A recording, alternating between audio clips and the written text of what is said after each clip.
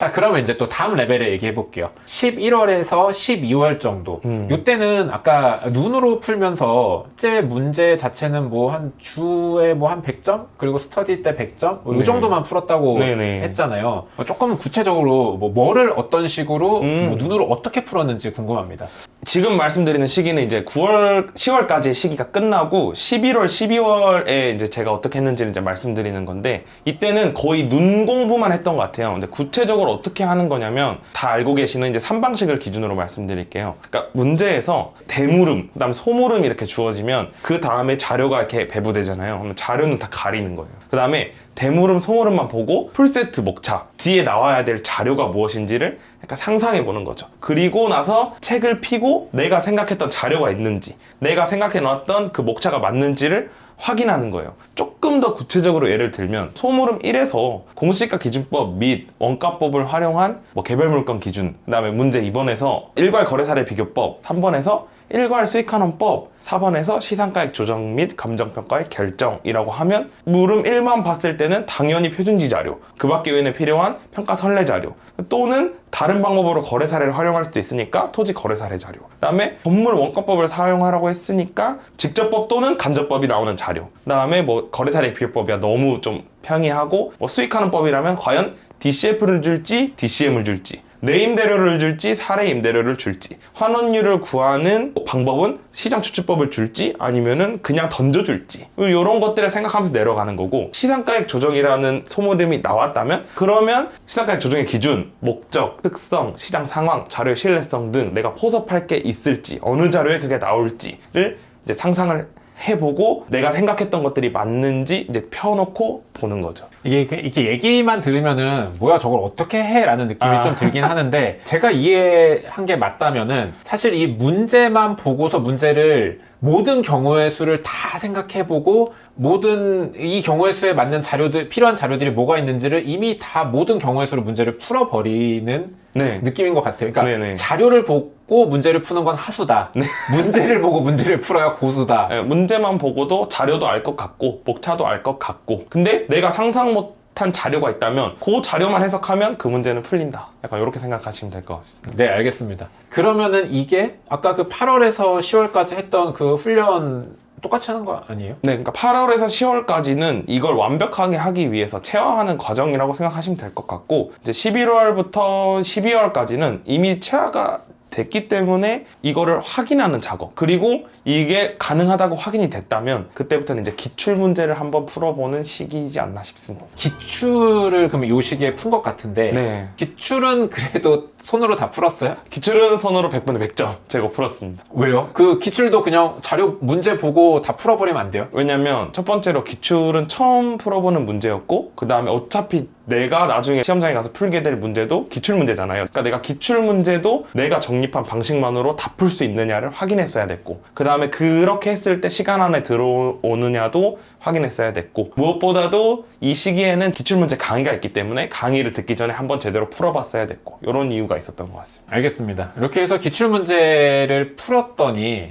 뭐 좀 어땠어요? 웬만한 건 풀리더라고요. 그러니까 정말 뭐 100분에 뭐 100점을 못 풀기 어렵게 나온 회차도 분명히 있어요. 근데 그런 거에 겁먹을 필요는 없었다고 생각하는 게, 그러면 나 빼고 나머지도 못 풀었다라고 생각하고 넘어갔습니다. 사실 어떻게 보면 시중에 이제 기존 문제집 자체가 기출 문제를 베이스로 만들어 놨기 때문에 이걸 열심히 체화를 시키면 그렇죠. 기출 문제는 사실은 잘 풀려야 되죠. 그러니까 그것 말고도 약간 안 풀리는 문제 유형이 있어요. 그러니까 평가 검토나 심사 쪽 문제라든지, 이제 아니면은 듣도 보도 못한 뭐 환원율 관련된 뭐 이율 관련된 문제, 이런 것들이 있는데, 이런 것들은 오답노트나 강사님의 기출문제 강의를 활용하시는 걸 적극 추천드립니다. 혼자서 해결할 수 없어요. 그럼 네, 이때 기출 문제 보면서 오답노트 만드셨겠네요. 네, 만들었습니다. 알겠습니다. 자, 그 다음에 이제 1월부터 한 3월 정도까지 이때 이제 1차는 좀 바쁠 시기인데, 이때는 어떻게 공부했어요? 이때는 진짜 거의 실무를 안 풀었다고 봐도 무방할 것 같아요. 왜냐하면 이때는 이론 복기를 솔직히 확 늘렸던 시기고, 이때도 또 스터디나 뭐 강사님의 강의가 있을 때 100점 정도 풀었고, 그 다음에 그런 거 풀 때마다 새롭게 나오는 이런 오답노트들 회독하는 시간을 가졌어요. 아침에 와가지고 오답노트 회독 한 1시간 정도 걸렸던 것 같아요. 생각보다 제가 전형적인 것 외에 모르는 것들이 많더라고요. 전형적인 것만 공부했으니까 네네네. 외울 거 많죠. 네. 그럼 사실 이미 앞에서 실무 공부는 제가 보기에는 10월에 끝난 것 같고 네. 그 이후로는 뭔가 이렇게 시간이 많이 들어가는 게 아니라 좀 이렇게 다듬고 다지고 채우고 이런 느낌인 것 같아요. 네, 정확합니다. 그러면은 조금 더 구체적으로 1, 3월에 네. 1차 공부하는 동안 실무를 하루에 몇 시간 투자해서 무엇을 풀었습니까? 그냥 정확하게는 말씀드릴 수 없는데 그런 100점 안 푸는 날이나 오늘은 뭐 할 게 크게 없다라고 하는 날은 기출문제나 뭐 스터디 문제 가져와서 40점짜리 하나 풀어보는 것 정도 하루에 그 정도밖에 안 했던 것 같아요. 요때 목표는 이제 좀 감 유지? 요때 목표는 약간 구체적으로 설정해드리면 제가 나중 가서 말씀드릴 텐데 1차가 끝나고 지엽적인 걸 해야 된다라고 아까도 말씀드리기도 했지만 그것 말고 나머지를 다 할 수 있도록 다듬는 시기다. 그러면 죄송한데 한 40점 정도 네. 조금씩 풀면서 뭐 어떻게 다듬? 그러니까 40점 정도를 제가 여태까지 풀었던 문제 말고 새로운 문제만 골라서 푸는 거죠. 그러면 거기서 제가 모르는 것들로 오답노트를 정리하면서 채워갔던 것 같아요. 꼭 이 40점짜리는 처음 풀어보는 문제. 네, 이때는 여태까지 반복했던 문제가 아니라 왜냐면 그건 이미 다 알고 있잖아요. 그러니까 뭐 타학원 강사님 문제라든지 아니면은 안 풀어본 기출 완전 막 5회, 6회, 10회 요럴 때의 기출 문제들을 가져와서 한번 40점 정도만 풀어봤던 것 같습니다. 왜냐하면 풀어봤던 문제에서는 오답노트가 이제는 안 나와요. 그래서 이제 조금씩 넓히면서 네. 이제 더 다듬어 나갔다. 네. 자, 그 다음에 이제 1차 끝났습니다. 4월부터 7월까지. 네. 자, 요때는 어떻게 마무리했나요?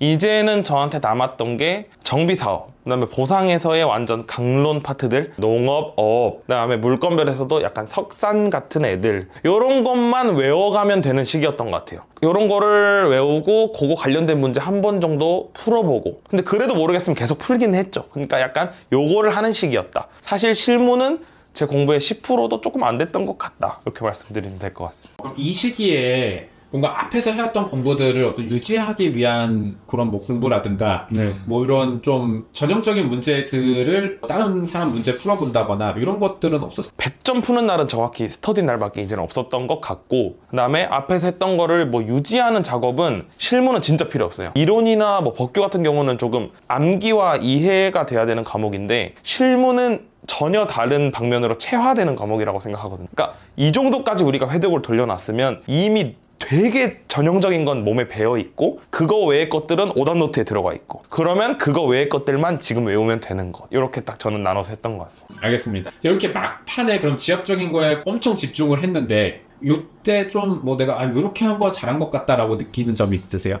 이때 실무를 가장 적게 투자했다가 제가 제일 잘한 것 같아요. 아까 말한 대로 이제 체화시켜 놓고 이거는 끝내 놓고 이론 몇 개 시간 투자해야 되니까. 네, 그러니까 실무가 안전하다는 판단이 있으니까 이론 복귀에 올인 가능했던 것 같습니다. 알겠습니다. 이렇게 해서 이제 시기별 공부 방법 얘기를 들어봤습니다. 제가 느낀 거는 저도 이제 합격 수기를 많이 찍어보지만 이런 두 류의 사람이 있는 것 같아요.